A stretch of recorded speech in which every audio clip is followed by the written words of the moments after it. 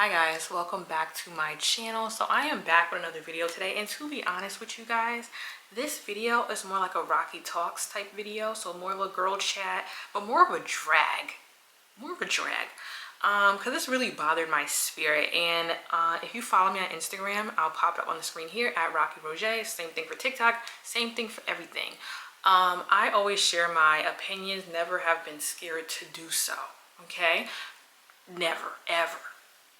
This whole thing with Meghan Markle has really ruffled my feathers. I almost couldn't believe it. At first, I honestly, truly did think that people were trolling. Like, I thought that people online were just like trolling. I thought it wasn't like the comments were not serious. So if you don't know, Meghan Markle, she has a new show on Netflix called With Love from Meghan, I think, or With Love Meghan, something like that.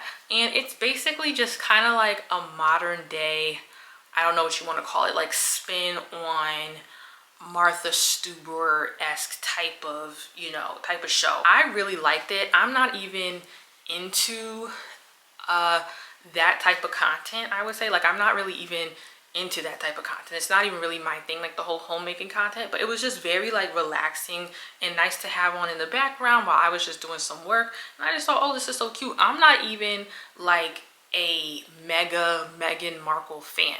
That's not even who I am.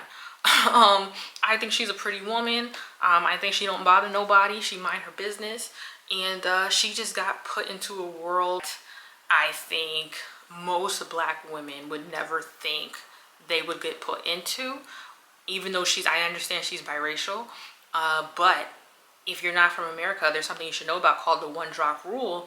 And here, if basically back in slavery times and after, basically in America, it was kind of known if you had a drop of black in you, so to speak, you were black.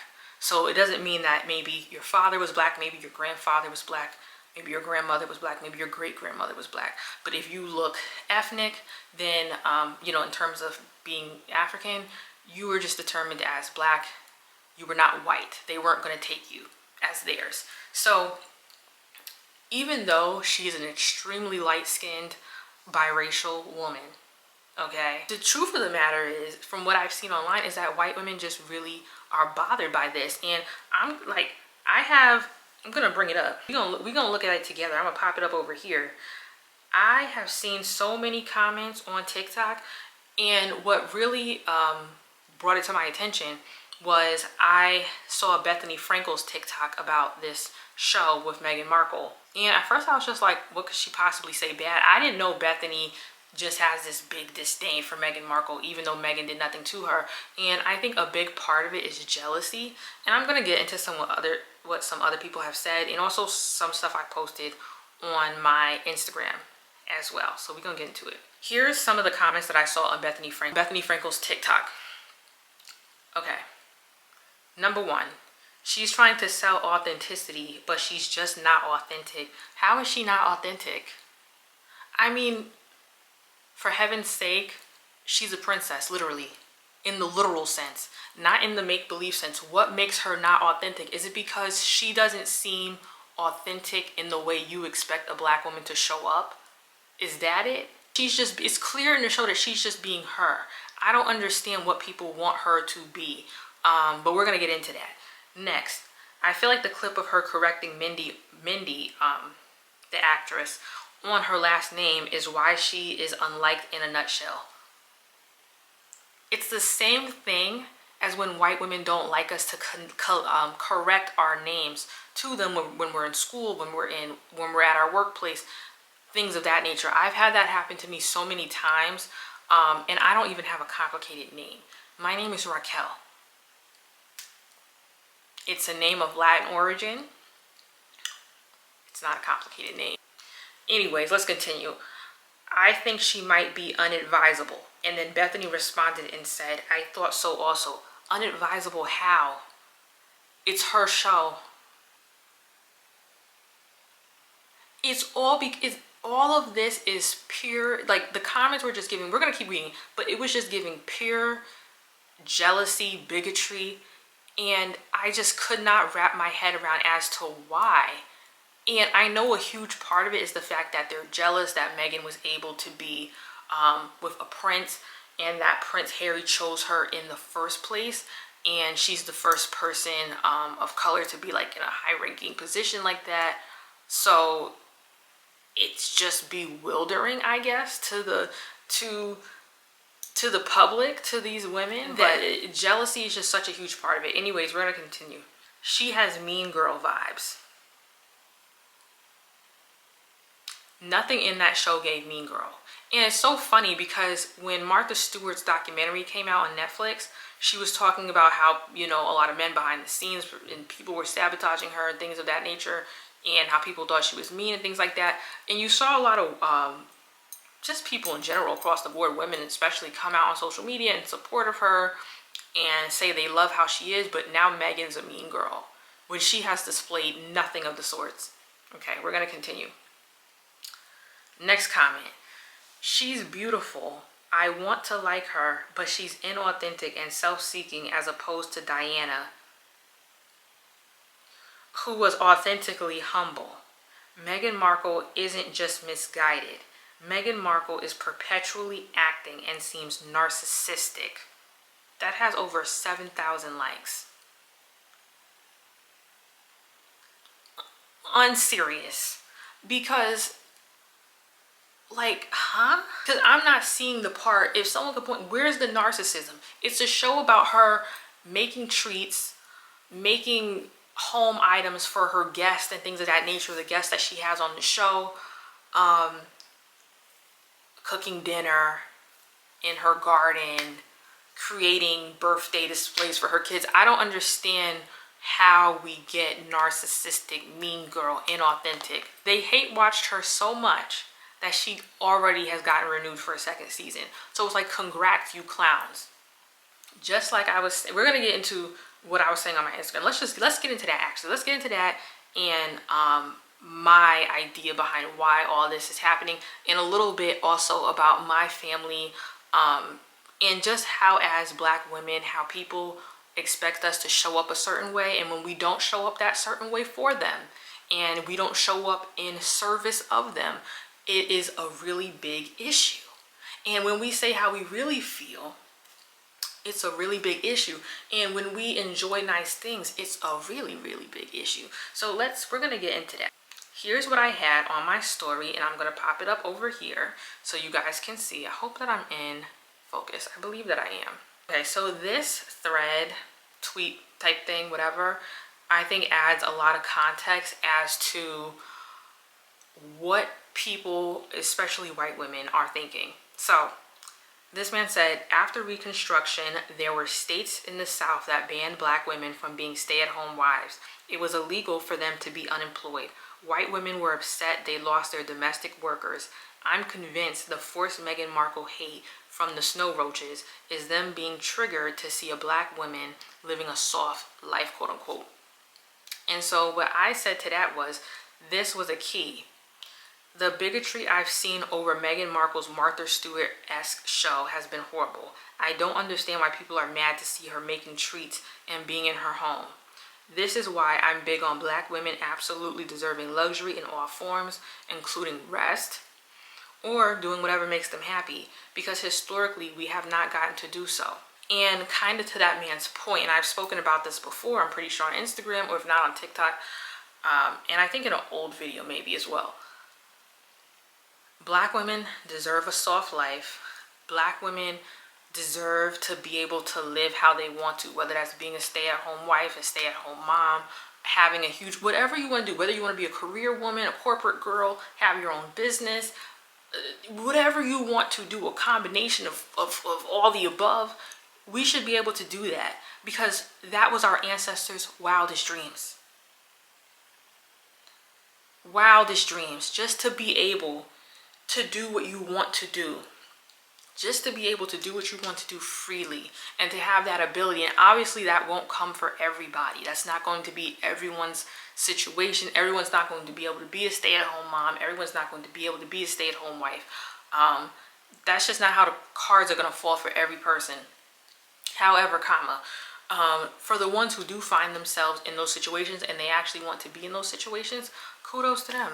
If you want to be a Nara Smith, kudos to you. And I'm not even a fan. I'm not even like a fan of that stuff. Like, not in, like, I don't bash it. I just don't, I simply just, I don't watch it. I don't watch it very often. If it comes across, it comes across. But what's the problem with it? I'm gonna read my next story. So I said, and now we're filming the video, child. I'm not gonna make it too much longer. But I said maybe I'll do a YouTube video on this too. But to give context, I grew up with my grandmother, my great-grandma, and my great-great-grandma. All of them worked until retirement. They never had the chance to even dream about being a stay-at-home wife or mom. My great-great-grandmother was born in 1899 and literally worked on her feet every single day. Somehow, by the grace of God, she lived to 106, which is how I grew up with her, and with no major illnesses. Not to mention, she moved to New York City in the early 1920s by herself to build a life for her and her 2 kids, which is how the rest of us got, you know, my family got up to New York City. On my father's side, somewhat similar, but more of an immigrant story from the Caribbean to New York City. But here's my point. My point is that I grew up with generations of women who, and my mom was never a stay-at-home mom or wife either. I was explaining this to a man literally, I think yesterday, who I was texting, talking to, whatever, and explaining, well, for one, I only date men who are okay with, well, I only date men in a certain tax bracket, so that's one. Two, I only date, and the tax bracket doesn't have, or the, you know, income doesn't have anything to do with the person. That's the most important part, is I want them to be okay with me living a softer life if I so choose. I've always worked hard, so I don't feel like I have anything to prove. And Black women as a whole don't have anything to prove. Every generation of women on my mother's side of my family, so my whole maternal line, has worked, dating back from the time they literally came up on the shores of America. They have all worked from the day they could work to the day they died, pretty much, or could retire. Some literally in slavery times to the day they died. I grew up with my great-grandmother, as well as my great-great-grandmother, but she passed around the time I was in elementary school, so not as long, and I didn't have like as much of a talking relationship with her. But my great-grandmother I did, and she lived to almost 100, and she was born around 1917. Her great-grandmother was a slave. She actually was a runaway slave, and she actually, you know, succeeded. And my great-grandmother, she would do her hair, and she would just go over to her home to talk to her. This is when she was in South Carolina as a child. She told me that her great-grandmother, you know, was a very, like, in her opinion, quiet, very kind of cold, no bullshit. That's how they kind of were. They had been through a lot. And actually, my great-grandmother's great-grandmother's was actually a product of a slave, R-A-P-E. So I just don't it really is this deep for me. And that's why I had to say something, because it just really irks me. And when you think about all the things that are passed down genetically as well, illnesses and just feelings and things like that are passed down through genetics and generations, sometimes I feel like I can literally feel it, because no one has ever had a chance to get a break, to the point to where sometimes when I'm not working, I feel guilty. Or when it's a time in my life where I'm moving more slow, I don't feel like working so hard, I feel guilty. Never had anything handed to me, ever. I wish. So I don't have anything to prove. When it comes to, can I work hard? Yeah, I can. I've been working literally since I could. So that's why I say, if Meghan wants to, you know, live this homemaker life, do this show, and who knows, maybe it'll inspire other women, Black women, to want to do the same thing, or to want to have more of that Nara Smith life, or just do whatever the hell they want to do. They should be able to do it without being criticized and for it to seem like they're inauthentic and they're wrong for this. And just because we're really not being in servitude, we're not entertaining you, we're not you know, shaking our ass. We're not singing or dancing or, you know, doing flips in the air like gymnast. We're not entertaining you. We're not serving you. We're just being us, and we're living a life that you never wanted us to live. And so that's why I say be your ancestors' wildest dreams. And I think that that is exactly what Meghan is doing, hands down. I had posted some more as well on my Instagram too, just showing some pictures, and I'll pop them up over here, of my great-grandmother, my great-great-grandmother, and my grandmother. They all kept scrapbooks, which I'm working on something, guys, some projects. But they all kept scrapbooks, which was so beautiful. Big scrapbooks with so many pictures filled from the first page to the last page. And I just love it. I love looking through their scrapbooks. They all kept pictures of their friends, families, husbands, boyfriends, everything. Children, you know, just literally everything. And I love it. Like in this picture of my great-grandmother's scrapbook, I just said her scrapbook is so beautiful. She kept so many pictures. She had a picture in front of an A&P supermarket. It's one of the first ones in New York City. When she got there, she was always very stylish, and she was just a very beautiful woman. So yeah, and I also included another picture as well, showing my mom at 25, because face card never declined. And just about her, and just how my mom, she was always just like kind of a beauty queen to me. And that's how a lot of the generations of the women in my family were. Even though they worked hard, they still took a lot of pride in making things beautiful, which a lot of the times was themselves, and taking care of their homes, taking care of their children. You know, sometimes single moms, pretty much all were, but they made it look so good. I shared it on Instagram, but my great-great-grandmother, who lived to 106 and was born in 1899, her nickname was literally, we would call her Ma Butte, or like Mama Butte, people would say. But because she was so beautiful, that's why she had that nickname for so long. So by the time I came around, that's what I called her. I didn't call her like Nana or great-grand, whatever. I just called her Ma Butte because it was like, she's so pretty. By the time I knew her, she was in her hundreds already. Late 90s. So there you go. Same thing with my great-grandmother. She was always very pretty. She had very long hair. I remember doing her hair and braiding it when I was a little kid, like all gray, like white hair. She was in her 80s when I grew up with her, and then she died in her later 90s. So, and she was also an Avon lady, like back in the day. And she kept a lot of the old vintage lipsticks. So when I was a kid, I would play with them. I would swatch them on my hands.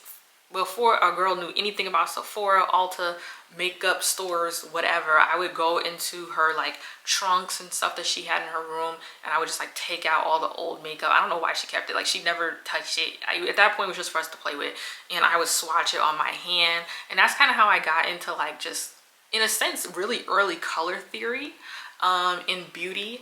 And then I would always watch my grandmother and my mother get ready, especially my mother, on a day-to-day basis, like get ready for work. I shared on my Instagram, I barely have ever seen my mother wear sweatpants, y'all. Like, seriously, like, she don't even really own sweatpants like that. Like, she'll have pajama pants, but as for like going outside in sweatpants, like, never. So just that gives the context of like where I come from. I used to love watching my mom get ready every day. Like, she worked very hard. And she was the first in her family to go to college as well. My mother was. And just watching her like do her makeup every day and do her hair every day, I loved it. Like, it was like the blueprint for what I wanted. Same thing with my grandmother. I would always see my grandmother doing her hair. She loved her a honey brown blonde wig. And I never understood it till I had my little phase, y'all saw. And that's when I understood. I was like, oh, no wonder. Like, girl, I get it. And like, she loved that. That was her look, always like a honey blonde brown or like a red. Yeah, I just loved watching her get ready. I used to love that. She always was very big on like self-care and body care and lotions and, you know, like all that type of stuff. Was very big. She loved bags. I feel like that started my whole love for bags. I used to always love to go to Macy's with her, or like JCPenney, and she would just like buy different bags. and said, so she's like telling me what she likes about them as a kid, and like I just loved it. I just always would help her pick out her purses, all gold jewelry. So I just say this to say let Black women do what they want. Anyways, with that said, that is pretty much the conclusion of this video. I think I spoke on everything I wanted to. I'm not sure if I finished some stories or if I bounced. I know I probably bounced around, but like I said, I'm at a point in my life where I know and I don't feel guilty about not wanting to work. Like, I don't feel guilty about that, about wanting to be a stay-at-home wife or mom one day. It doesn't mean that's forever, because I do enjoy working. I don't think I could ever just be a stay-at-home mom or wife. I love having a business. I love creating content. I love, I want to have a few businesses one day. So that's just me. If your testimony is just to be a stay-at-home wife or a stay-at-home mom, that's fine. I just want people to understand that Black women don't have anything to prove at this point. We just don't. We've proved it through generations of work. That's really all I had to say about that. And that's why, like I said, I definitely do want to be a stay-at-home, at least mom one day, because I always wish I had more time with my mom growing up. I always wanted her to stay home. I spent a lot of time with my grandparents. I spent a lot of time with my great aunt. I always wanted to be with my mom, though, to the point to where when she would drop me off at school, like at preschool, I would literally cry. Like, I would cry like crazy, like to the point where one of my preschool teachers, she had to bring in like an old TV from her house to put Barney on the TV so I could stop crying. I would be in hysterics. Like, literally the start of my anxiety, I would be in hysterics. Like, I wanted to just like, no, like I loved being with my mom. I really did. And I'm still the same way now, and I was still the same way, growing up. I always just wanted more time with her, more time with her, more time with her. I never felt like I had enough time with her because she'd be working from the time she dropped me off at school, or I got on the school bus to, I wouldn't see her again till nighttime, like, and have just a little bit of time with her before I fall asleep and go to bed, and then wake up and do it all over again. That's really all I have for you. So yeah, that's all I got. I don't got no more. I hope you guys enjoyed it. I will see you guys next time in my next video. Hair details, makeup videos, makeup details, all that stuff. Links for home stuff is always down below, just so you guys know. And I will see you guys next time. Bye, guys.